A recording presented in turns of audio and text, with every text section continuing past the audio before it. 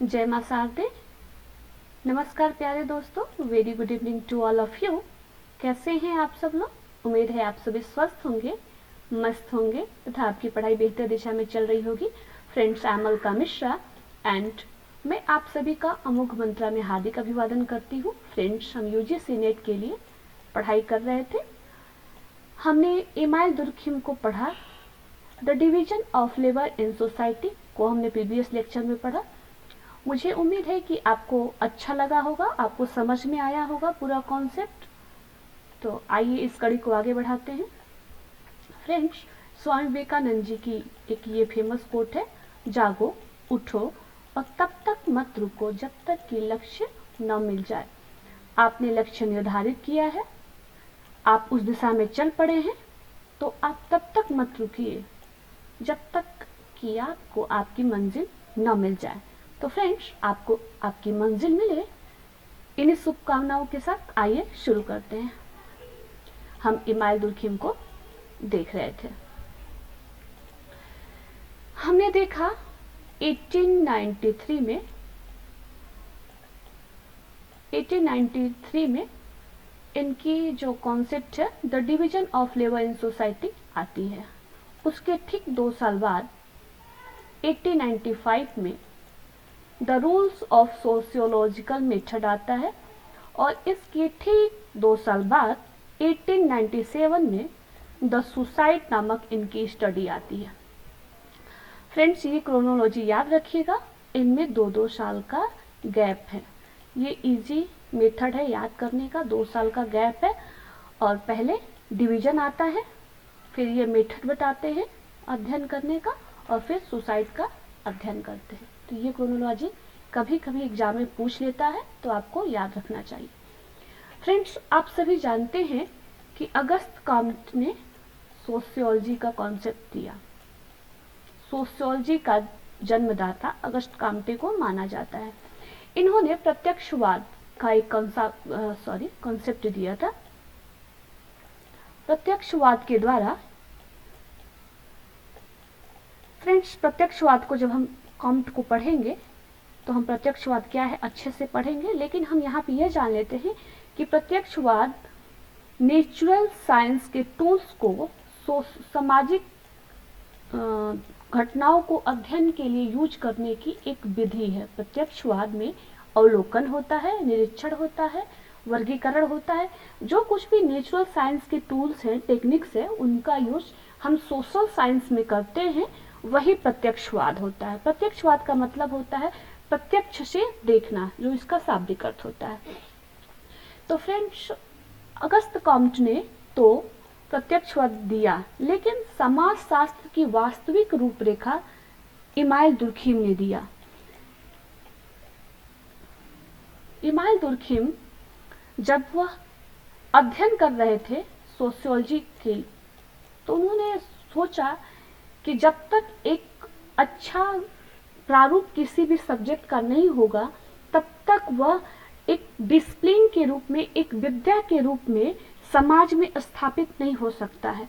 इसलिए अगर सोशियोलॉजी को समाज में स्थापित करना है, तो इसके लिए इसकी क्या मेथड है ये निर्धारित करना होगा। आप देखेंगे कि सी राइट्स मिल ने इसे सोशियोलॉजिकल इमेजिनेशन की एक थ्योरी दी थी, हम उसे भी देखेंगे बाद में चल के। लेकिन ये जो इमाइल दुर्खिम है इसे नकार देते हैं। ये कहते हैं कि जो कल्पना है, जो प्रतीतकी है, उसको हमें हटा देना चाहिए सोशियोलॉजी के अध्ययन से। सोशियोलॉजी के अध्ययन से हमें जो कल्पना है या फिर प्रतीतकी है, इसके विवेचन को हटा देना चाहिए। वह कहते हैं कि समाजशास्त्र एक विज्ञान है, इसलिए वैज्ञानिक प्रणाली का ही प्रयोग करना चाहिए, हमें साइंटिफिक मेथड का ही यूज करना चाहिए। फिर वो कहते हैं कि सोशियोलॉजी जो है सामाजिक तथ्यों, सोशियोलॉजी क्या है, तो वो कहते हैं कि यह सामाजिक तथ्यों का क्रमबद्ध एवं व्यवस्थित अध्ययन करने वाला विज्ञान है। सोशियोलॉजी के बारे में वो बताते हैं कि यह सामाजिक तथ्यों का क्रमबद्ध एवं व्यवस्थित करने वाला विज्ञान है। तो फ्रेंड्स, यहाँ हमें एक चीज पता चलती है कि the rules of sociological method में ही इन्होंने सोशल फैक्ट का जो इनका कॉन्सेप्ट है वह इस किताब में आता है।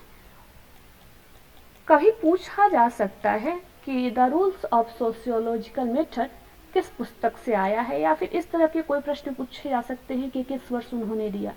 हालांकि आप देखेंगे कि सोशल फैक्ट इनके सभी अध्ययनों में, सभी इनकी अवधारणाओं में, सभी पुस्तकों में किसी न किसी रूप में मिलेगा, लेकिन सबसे पहले इन्होंने इसको, जब समाजशास्त्र की इन्होंने पद्धति का नियम बताया, उसमें इन्होंने सोशल फैक्ट को बताया कि सोशल फैक्ट क्या है। फ्रेंड्स, यहाँ एक चीज और जान लेना चाहिए इनके मेथड को। इन्होंने तुलनात्मक विधि का प्रयोग किया, कॉम्परेटिव मेथड का यूज किया। वो कहते हैं, उन्होंने बार बार यह दिखाने का प्रयास किया कि समाजशास्त्र क्या है, एक विज्ञान है। तो वो कहते हैं कि समाजशास्त्र एक विज्ञान है और समाजशास्त्र तथ्यों का अध्ययन करता है, इसलिए और इसी प्रकार से एक सामाजिक तथ्य जो है दूसरे सामाजिक तथ्य की व्याख्या करने में सक्षम है। यानी एक सामाजिक तथ्य से दूसरे सामाजिक तथ्य का विश्लेषण किया जा सकता है और इस प्रकार से तुलना से हम समाजशास्त्र का अध्ययन कर सकते हैं, समाज की जो घटनाएं हैं उनका अध्ययन कर सकते हैं। अब जैसे उदाहरण के रूप में तुलना, तो आप जानते ही हैं कि तुलना क्या होता है, एक व्यक्ति की दूसरे व्यक्ति की कैरेक्टरिस्टिक्स से तुलना करना, मैच करना कि कहाँ वो कोई अधिक है और कोई कहाँ ज्यादा है। जैसे आपने सुना होगा, कहाँ राजा भोज कहाँ गंगू तेली। तो ये एक कंपैरेटिव मेथड है। वो कहते हैं कि जो समाजशास्त्र है वह समाज और सामाजिक घटनाओं का ही अध्ययन करने वाला है। तो ये हमें कंफर्म हो जाता है। अब बात आती है कि सोशल फैक्ट क्या है। तो फ्रेंड्स, सोशल फैक्ट को इन्होंने बताया है कि यह विचार करने का, अनुभव करने का और कार्य करने का एक तरीका है। सोशल फैक्ट सोचने का, विचारने का और कार्य करने का एक तरीका है और यह व्यक्ति के व्यक्तिगत अस्तित्व से परे है और व्यक्ति का इस पर कोई नियंत्रण नहीं रहता है। तो एक प्रश्न यह उठता है कि क्या जो भी तथ्य हमें दिखाई देते हैं वो सोशल फैक्ट है। थोड़ा सा और हम सोशल फैक्ट के बारे में यहीं पे जान लेते हैं। सोशल फैक्ट हमने समझ लिया कि इन्होंने स्वतंत्र एवं विशिष्ट विज्ञान बनाने के जो इनकी इच्छा थी, सोशियोलॉजी को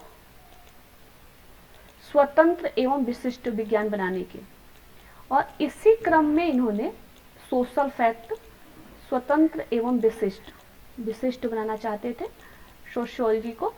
और इसी क्रम में इन्होंने कहा कि सोशल फैक्ट ही सोशियोलॉजी की विषय वस्तु है।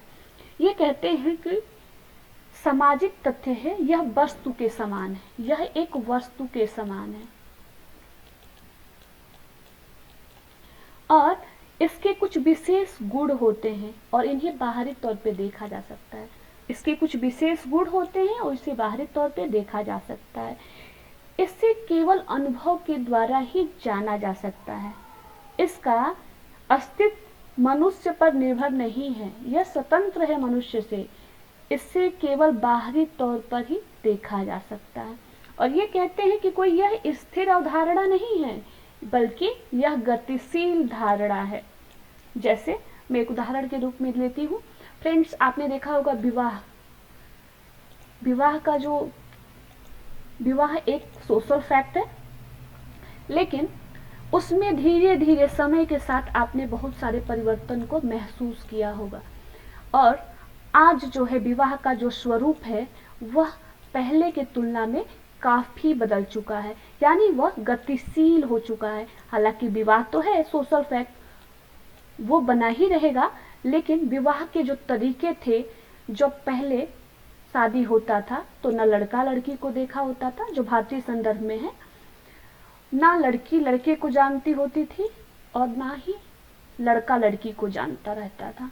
फिर कुछ समय बाद टेक्नोलॉजी और बहुत सारी चीजों में परिवर्तन आया, लोगों के सोच में परिवर्तन आया, समाज का विकास हुआ। फिर एक ऐसा समय जब आया कि फोटो का यूज होने लगा। जब शादी विवाह तय होता था तो फोटो, और ये बढ़ते बढ़ते आज किस स्थिति में पहुंचा है आप जानते हैं कि आज एंगेजमेंट में जब हो जाता है उसके बाद लड़का और लड़की विवाह के पहले एक दूसरे को भली प्रकार से जानते हैं, बात करते हैं, डिनर करते हैं, पार्टी करते हैं, डेटिंग करते हैं और etc। तो कितना परिवर्तन आया है। तो ये एक गतिशील अवधारणा है। सोशियोलॉजी के बारे में एक चीज जान लीजिए, सोशियोलॉजी कभी यह नहीं देखता है कि क्या अच्छा है और क्या बुरा है, सिर्फ वह देखता है कि क्या है। सोशियोलॉजी यह देखता है कि यह क्या है, कैसा है कभी नहीं देखता है। तो इसलिए वह कैसा है, क्या यह अच्छा हो रहा है, क्या यह बुरा हो रहा है, इस पर नहीं, बट ये देख रहा है कि क्या हो रहा है। तो फ्रेंड्स, ये था सोशियोलॉजी का सोशल फैक्ट। फ्रेंड्स, तो क्या सभी चीजें सोशल फैक्ट है? समाज में जितनी भी चीजें देख रही हैं वो सोशल फैक्ट है? दुर्खिम कहते हैं नहीं नहीं, सभी सोशल फैक्ट नहीं है। कुछ जो तथ्य हैं वो जैविक तथ्य हैं। जैविक, ये वो है जैविक तथ्य हैं, और कुछ मनोवैज्ञानिक तथ्य हैं।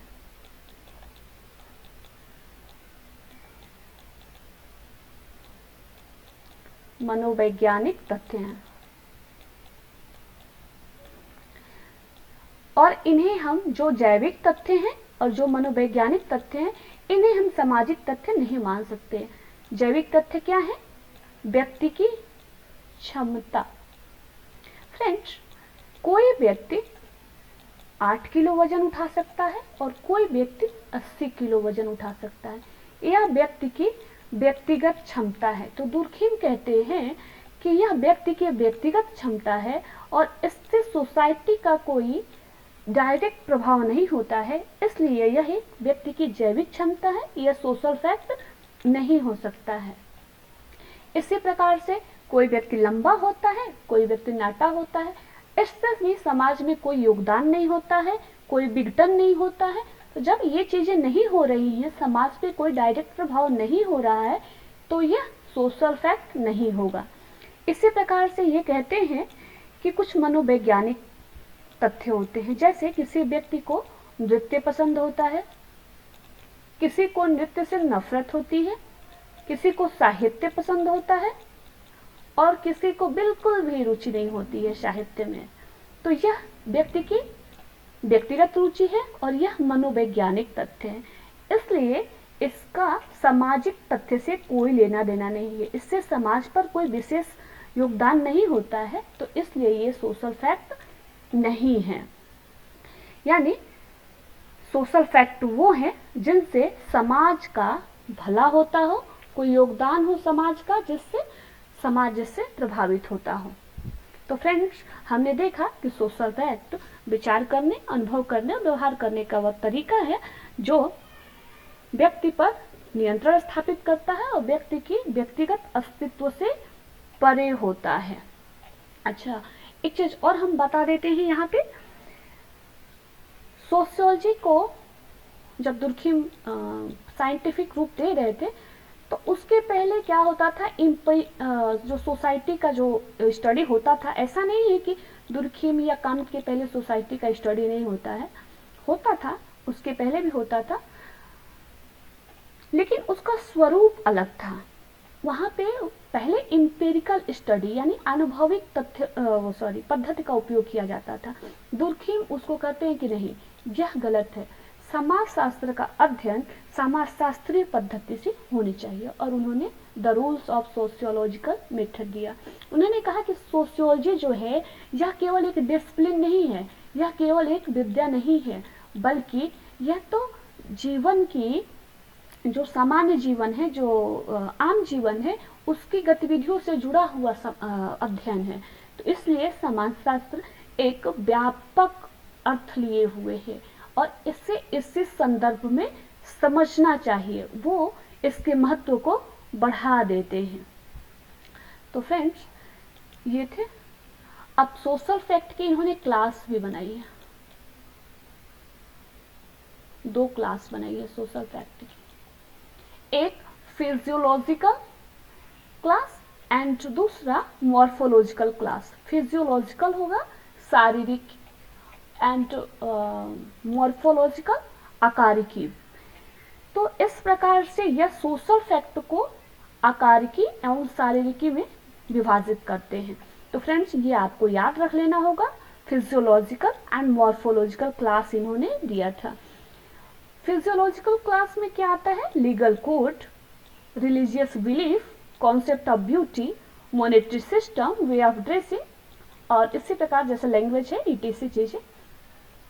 लीगल कोड क्या है, जो नियम विनियम होते हैं समाज को स्थापित करने वाले, जो लोगों का धार्मिक विश्वास है। इसी प्रकार से कोई कॉन्सेप्ट है, कोई अवधारणा है किसी चीज के बारे में, यहाँ पे हमने ब्यूटी लिख दिया है, ऐसी कोई भी अवधारणा हो सकती है। मॉनेटरी सिस्टम या फिर कोई भी ऐसी प्रणाली है, जैसे हम डॉलर सिस्टम भी ले सकते हैं, हमारे यहाँ वैल्यू सिस्टम भी है, कुछ भी कह सकते हैं। वे ऑफ ड्रेसिंग, कैसा वो वस्त्र पहनते हैं, कैसी भाषा बोलते हैं, इसको इन्होंने शारीरिकी में लिया है, शारीरिक वर्ग में लिया। इसी प्रकार से मॉर्फोलॉजिकल में भी इन्होंने नंबर, कितना नंबर है, उनकी प्रकृति कैसा है और सोसाइटी में उनका रिलेशन, उनका संबंध क्या है, उनका डिस्ट्रीब्यूशन, उनका भौगोलिक वितरण कैसा है, इस प्रकार से ये मॉर्फोलॉजिकल एंड फिजियोलॉजिकल में कैटेगराइज करते हैं, क्लासिफिकेशन करते हैं, 2 क्लास में बांटते हैं।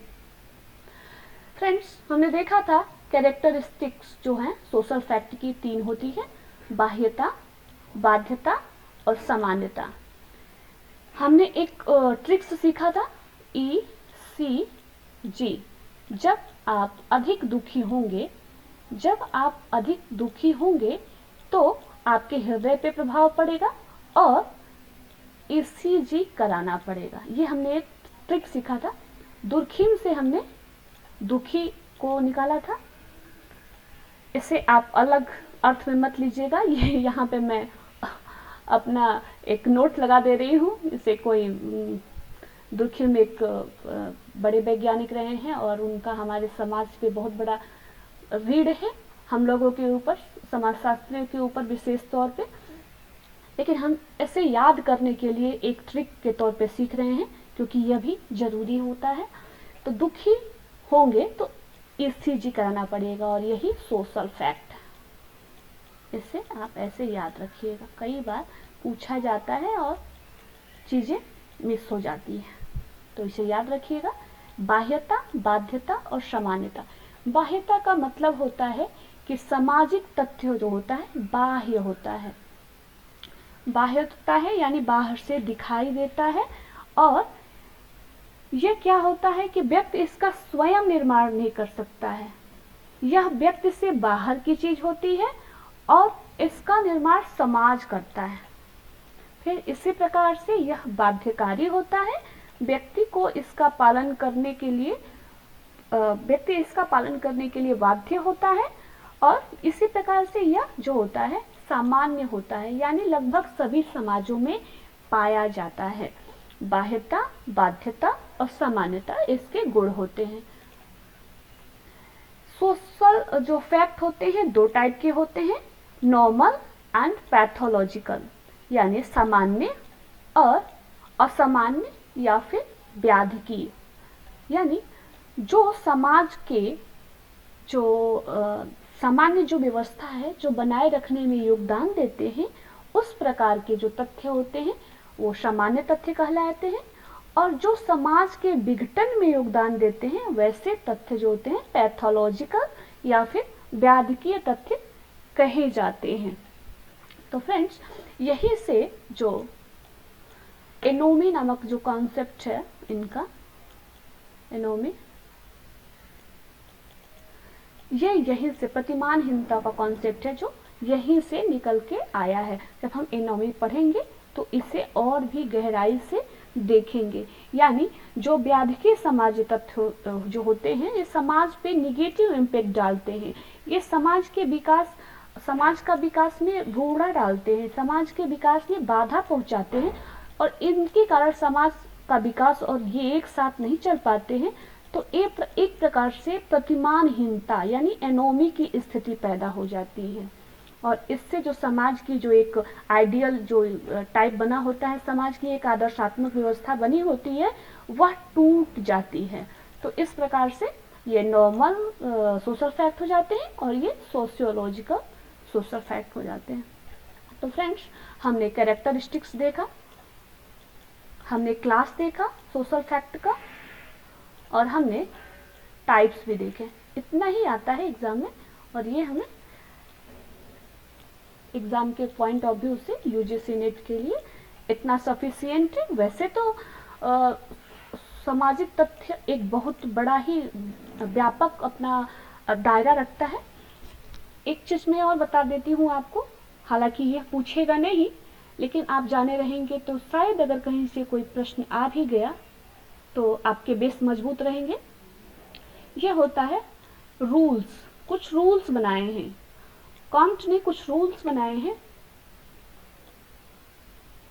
कि किस प्रकार से सोशल फैक्ट का ऑब्जर्व किया जाए। वो कहते हैं जो रूल्स ऑफ सोशियोलॉजिकल मेथड है उसमें वो पूरी तरह से सोशल फैक्ट को ऑब्जर्व करने की ही विधि बताते हैं, ऑब्जर्विंग करने के लिए कि how to observing social fact, कि कैसे आप सोशल फैक्ट का ऑब्जर्व करेंगे, उसका निरीक्षण करेंगे, उसको पहचानेंगे, इसी के बारे में वो बताते हैं।